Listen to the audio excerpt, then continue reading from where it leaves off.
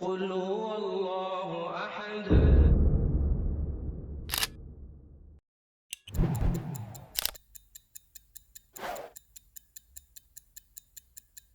Before this, you see the Christian missionary, he says, you see, your Prophet, sallallahu alaihi wasallam, he was not only an ummi, one who is not learned. We agree that he didn't go to school. Our Nabi Kareem sallallahu alaihi wasallam, he didn't know how to read or write. No human being ever taught him a word. His teacher was his creator. So he said, not only he was an ummi, but he was ignorant. He was jahil. Now we take exception to that. Ummi, unlearned, we accept. His teacher was his creator. But when you say he's jahil fellow, an ignorant fellow is going to mislead you. So he says, your prophet is also a jahil. So what makes you to say that? He says, you see in your Quran, in Surah Maryam, ayah 23, I think it says, فَأَتَتْ بِهِ قَوْمَهَا تَحْمِلُهُ. So at length she brought the babe to her people. After Isa alayhi salam was born, the circumstances being peculiar, that this child was born without a father. She had retired to a remote place in the east, and after the birth of the child, she returns with the child, carrying him in her arms. قَالُوا, they said, Ya Maryam, laqad ji'ti shay'an fariya. Say, oh Mary, truly an amazing thing hast thou brought. Shocked. We know you're not married and you bring a child, a bastard child. You know, you're carrying shamelessly, parading in the village. Ya ukhta Haruna, O sister of Harun, ma kana abuki imra'a saw'in wa ma kanat ummuki baghiya. Said, oh sister of Harun, your father was not an evil man, nor was your mother a woman unchaste. How is it that you brought this bastard child into the world? That's the insinuation, that's the charge. What does she say? What can she do? فَأَشَارَتْ إِلَيْهِ. But she points to the babe, means ask him. They say, قَالُوا كَيْفَ نُكَلِّمُ مَنْ كَانَ فِي الْمَهْدِ سَبِيًّا. Said, how can we talk to one who's a child in the cradle? And by miracle, Hazrat Isa alayhi salam spoke. قَالَ إِنِّي عَبْدُ اللَّهِ. Most certainly I am the servant of Allah. آتَانِيَ الْكِتَابِ. He's given me revelation. وَجَعَلَنِي نَبِيًّا. And he's made me a prophet. He defended his mother against an unbelieving audience. But the charge is, your prophet didn't know the difference between this Maryam, the mother of Jesus, and that Maryam, the sister of Musa and Harun. Musa alayhi salam and Harun alayhi salam had a sister called Maryam. In Arabic, Maryam. Really, Mary, say. Jesus had a mother called Mary. In Arabic, Maryam. In Hebrew, Miriam. Say. But your prophet didn't know the difference between this Maryam and that Maryam. Ukhta Harun, sister of Harun, and Harun lived some 1,300 years before Jesus.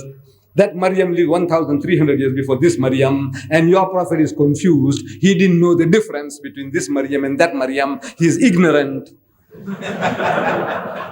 That's the charge. That's the charge. What's the explanation? So we say, look, no, this is a respectful way of putting that, look, your father was a good man. You come from such a noble family of the prophets of the Bani Israel. You descended from there. And now, how can you bring this child without a husband? And the Muslim will accept. What I'm telling you, you'll accept. You say, reasonable. You come from such a noble family of the prophets of Bani Israel. Your father was a good man. Your mother was a good woman. And how you bring this bastard child? That's the charge. So as that they're trying to say you come from a noble ancestry, noble family, prophetic family. You all accept. But the Christians says, no. Your prophet didn't know the difference. Because he doesn't want to listen to your reasoning, to your logic. Your prophet didn't know the difference. He was ignorant. How do you answer that? So another thing is thrown at me. I says, very easy. If you know the answer to your problem is in your book. I say it's in your book. Where? As the first book of the New Testament, Gospel of St. Matthew. First book, chapter 1, verse 1. Can you forget that? 1, 1, 1. You know, when you have 3 aces in a game of cards, you are a sure winner. Book 1, chapter 1, verse 1. The answer is there. To your problem is there. So what does it say? It says, this is the genealogy of Jesus Christ. That's what it says. I'm reading to him, to the Christian. This is the genealogy, the ancestry of Jesus Christ, the son of Abraham, the son of David. Right? He said, right. I'm reading correctly. He said, yes. The son of Abraham, the son of David. Right? He said, right. In the Gospel of St. Mark, he's described as the son of God. Right? He said, right. In the Gospel of St. Luke, he's described as the son of Joseph. Right? He said, right. He is the son of Abraham, and Abraham is his father. He's the son of David, and David is his father. He is the son of God, that God is his father. The son of Joseph, Joseph is his father. A guy who's got 4 fathers, what do you call him in your language? No,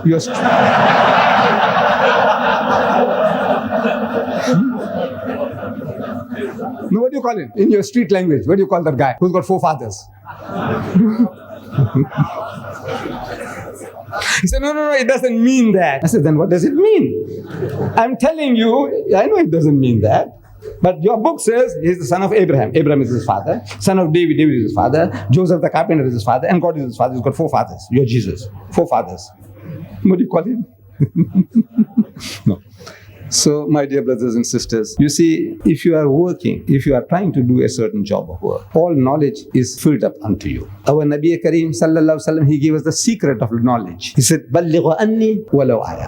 Deliver the message regarding me, even if it is one verse. Is there one thing you know about Islam? Share it. Is there not a single thing that you know about Islam? Not one thing you can talk about Islam? Then you better get lost.